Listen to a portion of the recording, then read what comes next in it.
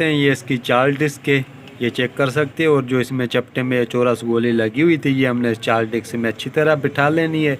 ये देख सकते हैं ये इसमें बिल्कुल बैठ चुकी है। और ये देख सकते हैं ये चपटा इस कैम में लगा हुआ है, तो इस कैम का एक ये नट है।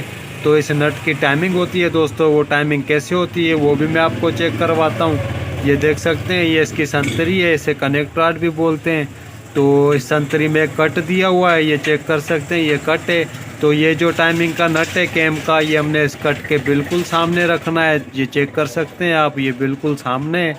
तो अगर ये यहाँ पर आपकी सिलाई मशीन का सामने है तो उसके बाद आपने ये नट टाइट कर लेना है और उसके बाद इसे चलाकर चेक कर लेना है। ठीक है दोस्तों, तो ये नट हम टाइट कर लेते हैं। जी दोस्तों, आप ये देख सकते हैं तो हमने इसका ये कैम का नट टाइट कर लिया है और इसकी ये टाइमिंग भी बिल्कुल बराबर है। तो आपने ये टाइमिंग ऐसे ही रख लेनी है। जी दोस्तों, तो आपने नो की चाबी ले लेनी है।